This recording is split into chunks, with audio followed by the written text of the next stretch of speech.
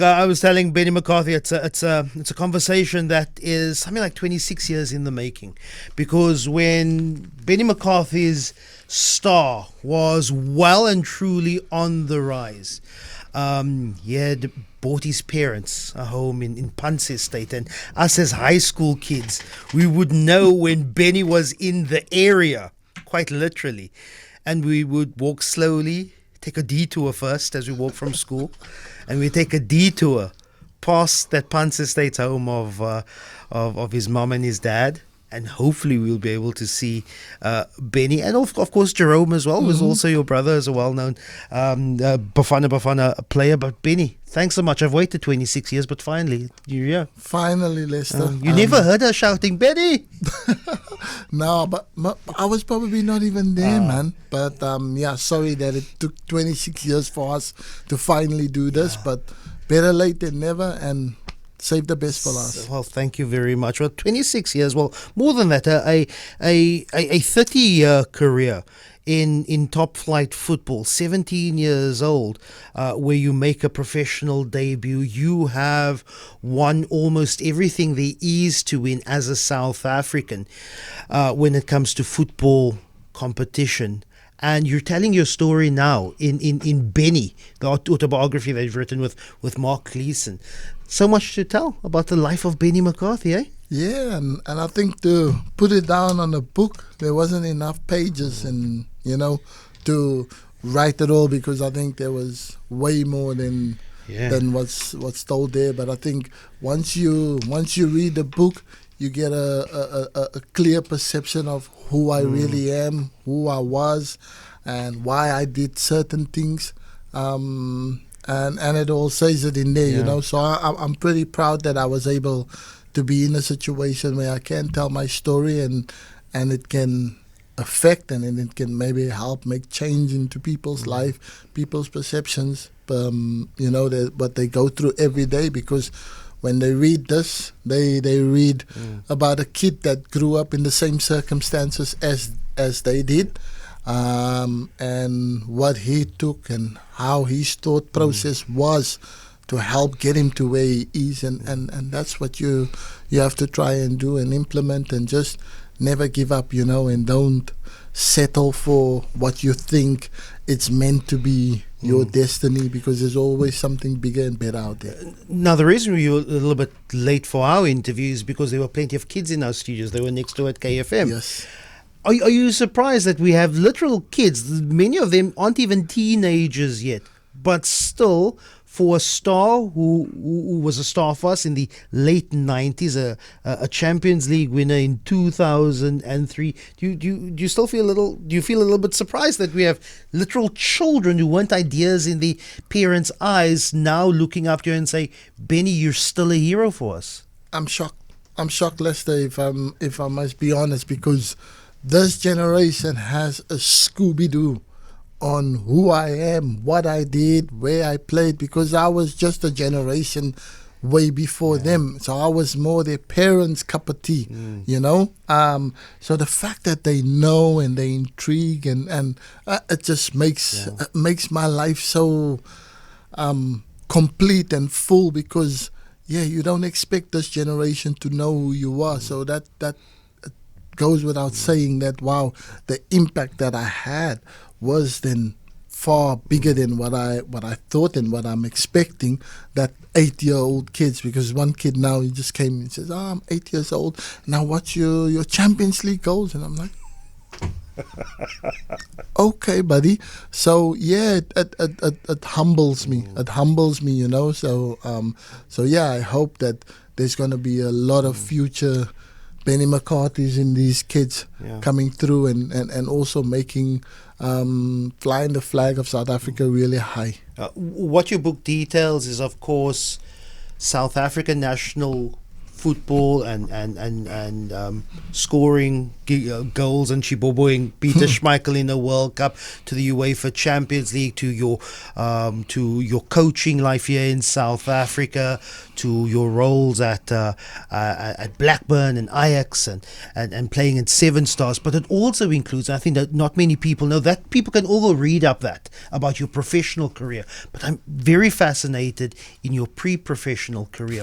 What is a very important part of Cape Town football, which I need more people to understand, is Sunday leagues. Yes. And Sunday leagues back in the 80s and 90s were controlled by sort of these quasi-gangster centers. You had gang leaders who would buy and trade players, and you would then play in Sunday leagues. What impact, how was that the basis of you on playing on Sunday afternoons, a tournament in the morning, tournament at night?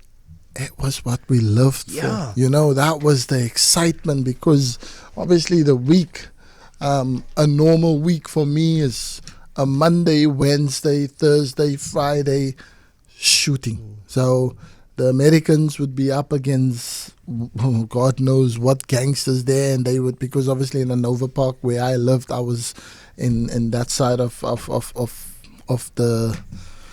the land. So they used to say, because you live in the Americans area, so you an American gang, and when you live in the Naughty Boys or Backstreets or, you know, whatever gangs there was in our area, you from that area, so you're part of that gang. But it's not really how it is. So we just go to school and try to be kids living their lives and doing their best.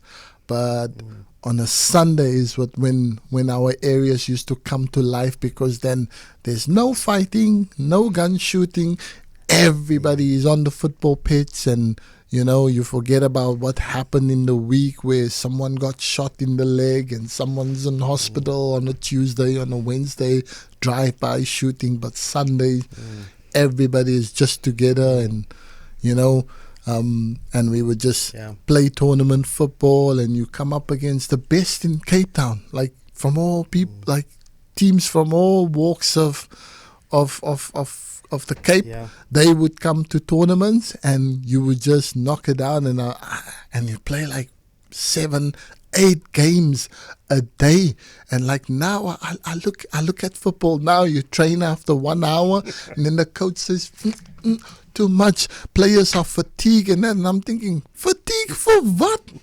Yeah, they just played like what? They just trained for like 1 hour. We used to play for 7 top games back to back to back, and I know it was only 30 minutes and a half, you know, so there's time for everybody. But you 7, 8, 9 games, including if you go to the final and win it. So yeah, that for us was our playing at Old Trafford, playing Wembley final. So that was the creme de la creme, and that's where I learned my trade. It's that your trade started in those in green and yellow Crusaders. Yes, I was a Crusaders baseball guy. Really? I was a Crusaders baseball guy there at that 8th Avenue field. Yes, so I'm very much familiar with that culture of sport. But let us fast forward now, and there are plenty of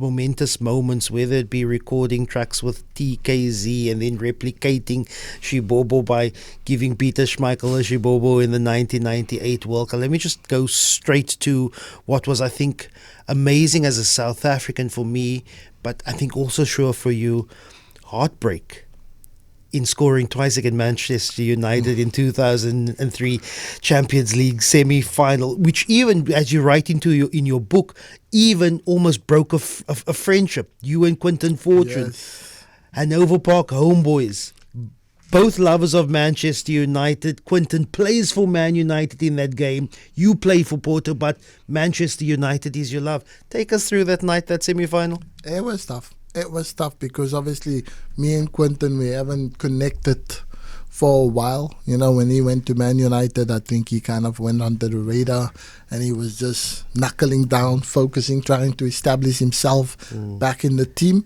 And obviously me, I'm doing my thing at Porto under Mourinho. And then we got drawn up against Man United in the Champions League final, and we thought, oh God, we are out. It's bye-bye. It's lights for Porto, because Man United is Man United. But our manager, Mourinho, he was psyched for that game, and he just kept drilling it into us every day. This is the team I wanted. This is the team that's going to put us on the map because we're going to beat them. And we're thinking, is this guy on drugs, on crack or something? Because we're talking about Man U. We Porto, we humble, modest team. But he just manifests, and he insisted every day. So I kind of think we kind of took it like that. And when it was match day time, so when I saw Quinton, I was like in my element. So I just wanted to talk to my Brucey, man. And he was having none of it. And I thought, come on, bro. We playing, look, where we are, 2 Cape Townians, to an Hanover Park ladies. One from the blocker in Athlone, and one from the park, Hanover Park, and we're at the world's greatest stage, Champions League. What more do you want? So I'm just blabbing away Afrikaans. Say me, bro, hoe gaat het, man? Wat sê jy? How's your male? And die. And Quinton like, Benny, no, man. Please leave me alone, let me play my game. Ek sê, die maat die hou nog af hom, wat hy nie is.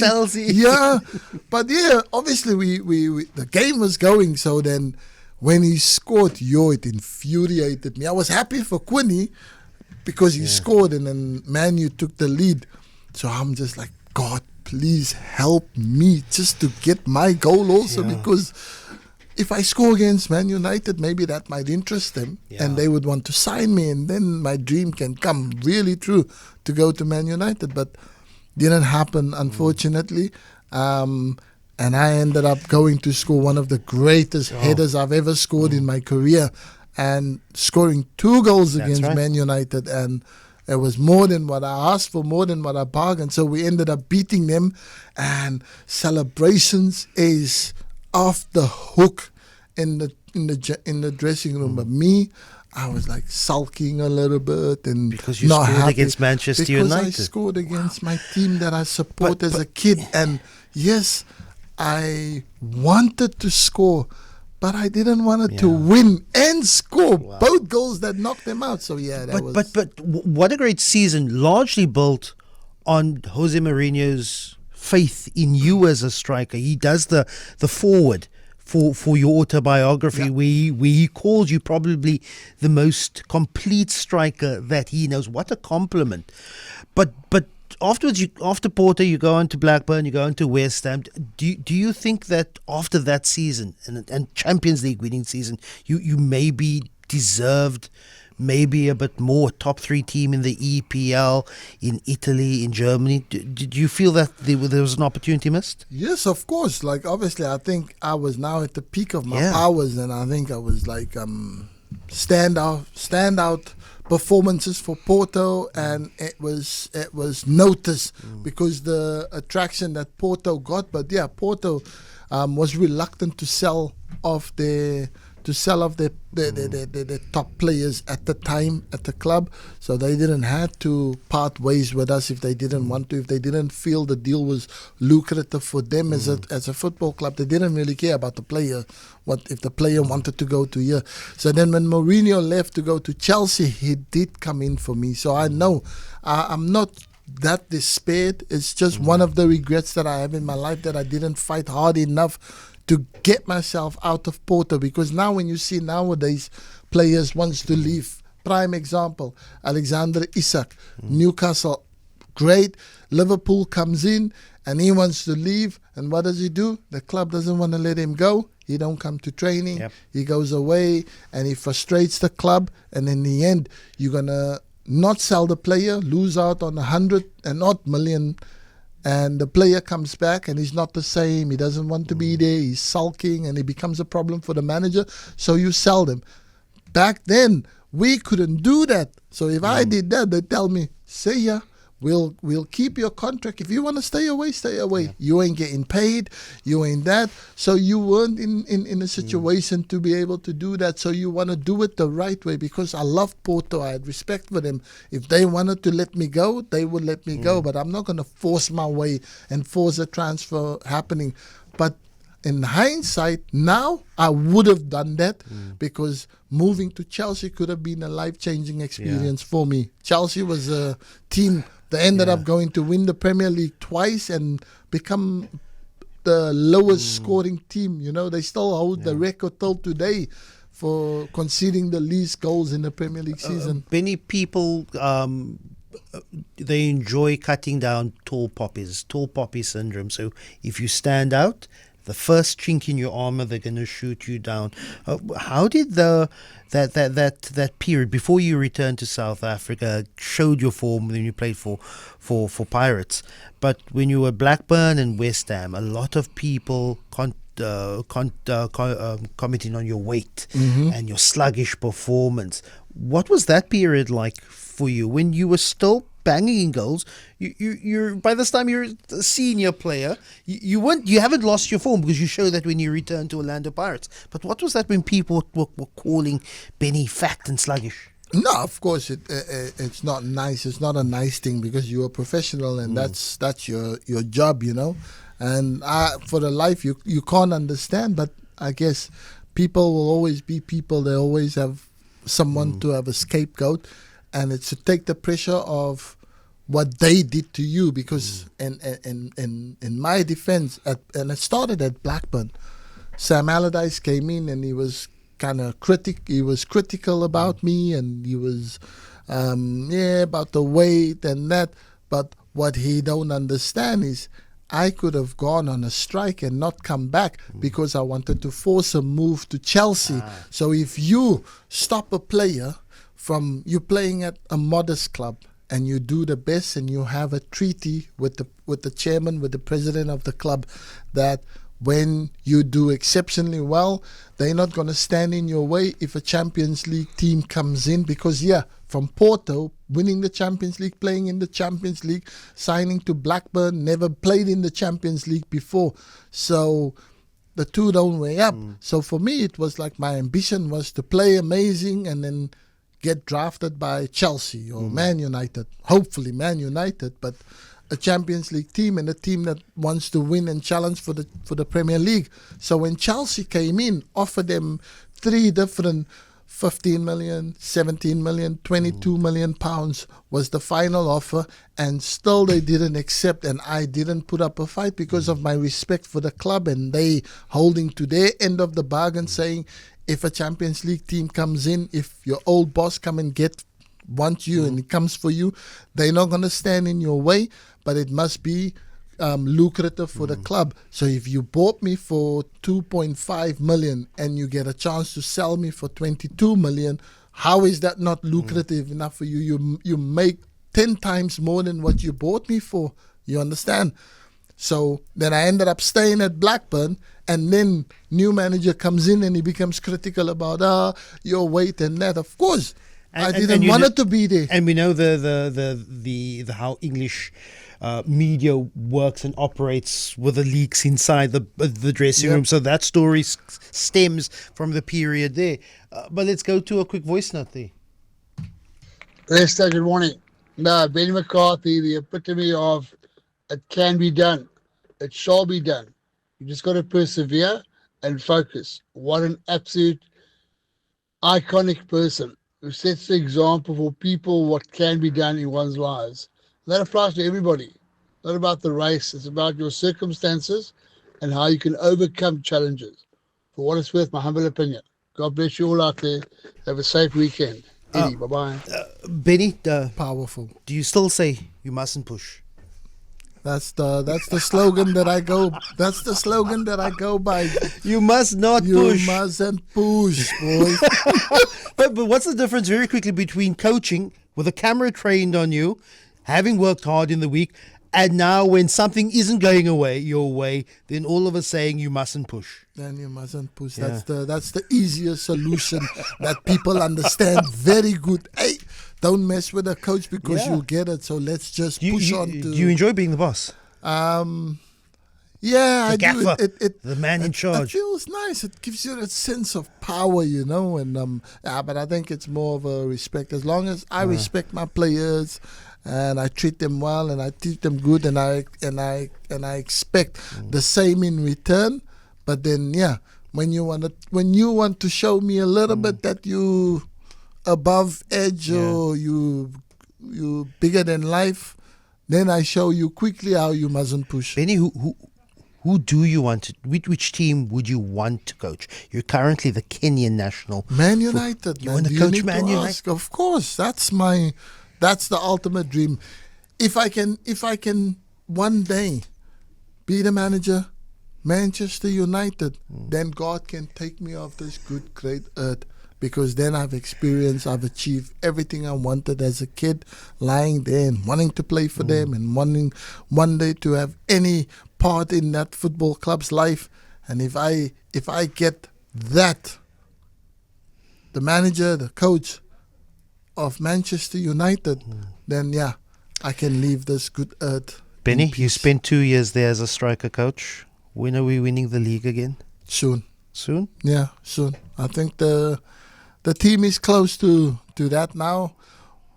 The first thing they need to do is make sure establishing who's going to be the manager next season to take the team forward.